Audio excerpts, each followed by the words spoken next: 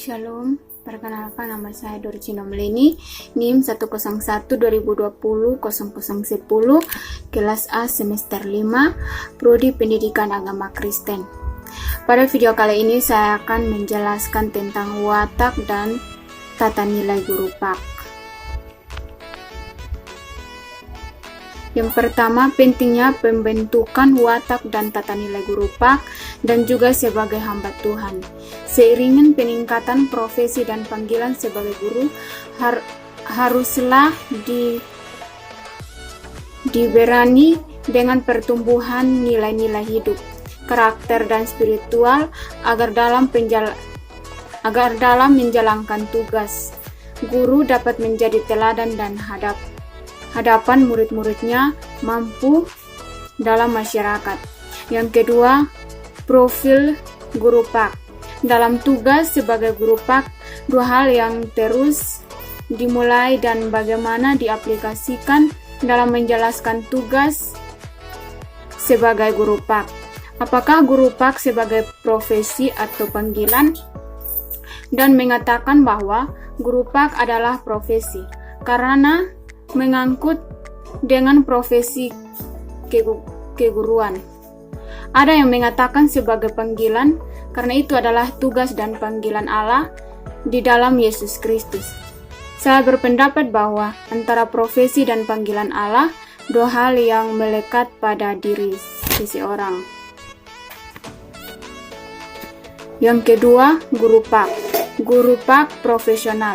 Guru merupakan unsur penting dalam kegiatan mengajar. Hal ini sangat berasal karena gurulah yang membimbing peserta didiknya untuk belajar mengenal, memahami, dan menghadapi dunia tempat ia berada. Dunia dalam hal ini mencakup dunia ilmu pengetahuan, dunia iman, dunia karya, dunia sosial, dan budaya. Jadi guru merupakan jabatan dan sekaligus agen yang memungkinkan peserta didik berdialog dengan dunianya. Guru terpanggil untuk mendorong peserta didik menimba pengetahuan, pemahaman, atau bahkan memberi kontribusi bagi dunianya. Yang pertama, guru dan kualitasnya. Dalam melaksanakan tugasnya, seorang guru tentu dipengaruhi oleh falsafah atau pandangan hidup yang dianutnya serta dipengaruhi juga oleh seluk-beluk pendidikan dan pengajaran yang telah dilaluinya. Sebagai guru Kristen, apabila ingin mengembangkan pemahaman tentang tugasnya, maka tentunya ia harus berakar pada iman Kristen. Iman Kristen pada dasarnya meliputi semua segi kehidupan secara utuh. Jadi tidak hanya berbicara mengenai hal-hal surgawi, tetapi juga menyentuh panggilan hidup di dunia. Termasuk dalam hal ini, panggilan pendidikan dan pengajaran atau keguruan berkaitan dengan kualitas guru sebagai bagian dari guru profesional. Maka dapat dikatakan bahwa kualitas hidup guru sangat memegang peran penting dalam proses belajar dan mengajar. Guru adalah segala. Dapat diartikan bahwa kedudukan dan peran guru dalam membentuk, membina, dan memperlengkapi anak didik sangatlah penting. Tugas mengajar menurut guru profesional, sebaliknya guru yang memberi layanan sempit dan asalkan akan merugikan anak didik dan diri sendiri. Guru yang berkualitas adalah guru yang terus mengembangkan prinsip atau teorinya mengenai profesi keguruan. Hal ini dapat berkembang dengan berbagai cara, seperti belajar mandiri, mengadakan refleksi dari pengalaman kerja, dan menimba informasi melalui rekan-rekan seprofesinya, pengajaran yang perlu dikembangkan untuk harusnya berkompetensi tetapi relevan dan terbuka terhadap informasi baru. Kesuksesan tugas guru sangat terletak pada kemauan guru secara pribadi untuk berkembang. Selain itu, guru profesional harus memiliki konsep diri yang baik tetap dan relevan bagi tugas gurunya. Oleh karena itu, guru harus bertumbuh dan aspek kepribadian, mengembangkan pemahaman tentang belajar dan harus yakin akan potensi belajar untuk sendiri untuk mengembangkan dirinya.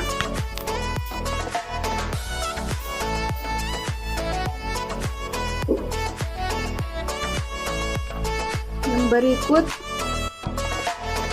keteladanan.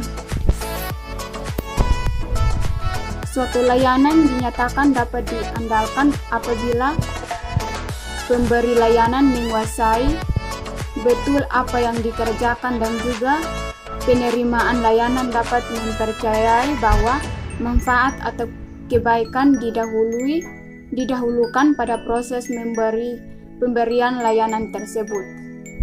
Layanan diakui dan dihargai oleh masyarakat dan pemerintah. Selanjutnya, untuk membentuk guru profesional, lembaga pendidikan guru harus terus berupaya memperkaya kualitas pendidikan dan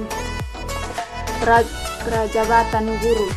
Jadi, pendidikan yang tepat harus terus diusahakan agar calon guru memiliki penguasaan bahan yang dapat diandalkan, memiliki penguasaan teori dan keterampilan keguruan, serta memiliki kemampuan untuk memperangkan tujuan kerja sebagai calon guru. Guru profesional adalah pribadi yang mampu melihat dirinya sebagai orang-orang terlatih. Guru profesional selalu mengutamakan kepentingan orang lain dan taat kepada etika kerja, serta selalu siap menempatkan diri dalam memenuhi kebutuhan peserta didiknya.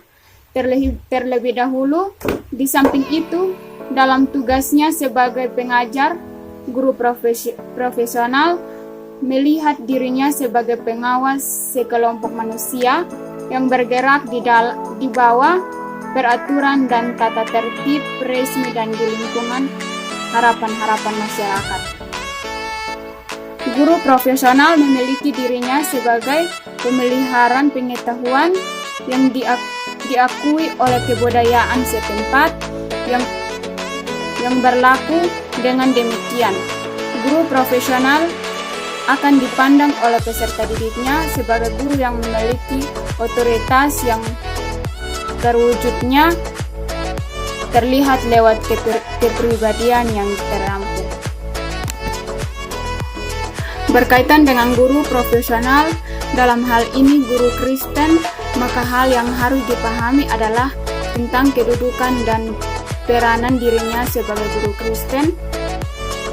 Istilah guru Kristen memiliki 3 segi, yaitu yang pertama, guru dalam perspektif, kedua, guru Kristen, yang ketiga, yaitu guru yang hanya memberikan pengajaran yang berkaitan dengan iman Kristen di gereja, sekolah, dan tempat pelayanan lainnya. Yang berikut kompetensi guru. Kompetensi guru yang pertama, pendidikan profesional. Yang kedua, dengan tugas yang mendidik, mengajar, membina, mengarahkan, melatih, menilai dan mengevaluasi peserta didik. Dan yang ketiga, sesuatu pendidikan yang diasuhnya. Yang kedua, pengertian kompetensi.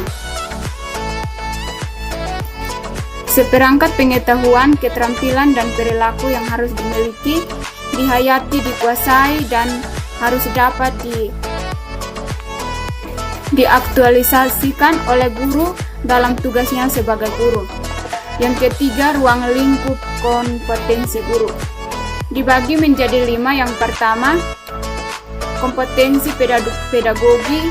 Yang kedua, kompetensi kepribadian. Yang ketiga, kompetensi sosial.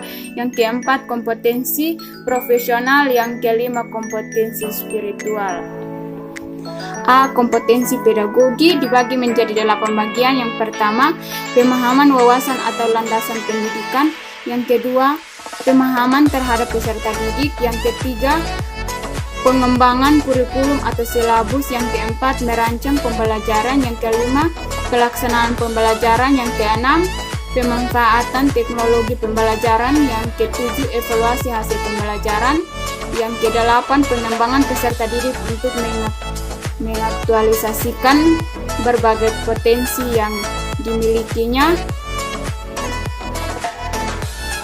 Penjabarannya, yang pertama, memahami karakteristik peserta didik. Yang kedua, memahami latar belakang keluarga, masyarakat, dan lingkungan peserta didik. Yang ketiga, memahami gaya belajar dan kesulitan belajar peserta didik. Yang keempat, dapat memfasilitasikan pengembangan potensi peserta didik. Yang kelima, menguasai teori dan prinsip belajar. Yang keenam, mampu mengembangkan kurikulum. Yang ketujuh, mampu merencanakan pembelajaran. Yang kedelapan, terampil melaksanakan pembelajaran. Yang kesembilan, tetap merancang evaluasi yang tepat. B. Kompetensi kepribadian dibagi menjadi 10 bagian. Yang pertama, beriman dan bertakwa. Yang kedua, berakhlak mulia. Yang ketiga, arif dan bijaksana. Yang keempat, mantap. Yang kelima, berwibawa. Yang keenam, stabil. Yang ketujuh, dewasa. Yang kedelapan, jujur. Kesembilan, menjadi teladan. Yang kesepuluh, menjadi objektif. Bagian C. Kompetensi sosial. Yang pertama, terampil berkomunikasi. Yang kedua, menggunakan teknologi secara fungsional. Yang ketiga, bergaul efektif. Yang keempat, santun. Yang kelima, menerapkan persaudaraan. Yang keenam, kepribadian mengenangkan. Yang ketujuh, berhasil. Bagian D. Kompetensi profesional dibagi menjadi 4 bagian. Yang pertama, menguasai ilmu yang dia punya. Yang kedua, berwawasan luas. Yang ketiga, mampu menerapkan teknologi yang relevan. Yang keempat, konseptual. Bagian E.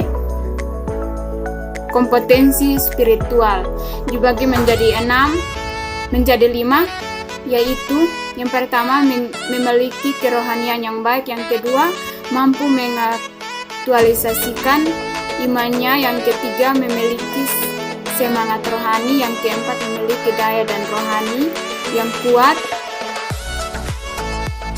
Yang kelima, menunjukkan tinggi nilai-nilai kerohanian dalam praktik hidup sehari-hari. Penutupan, dengan memahami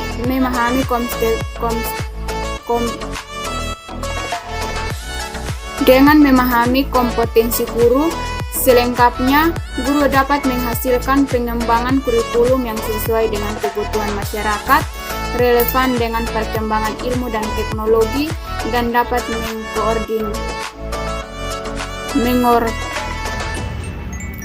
mengkoordinat dengan nilai-nilai sosial di sekitarnya. Sekian dan terima kasih.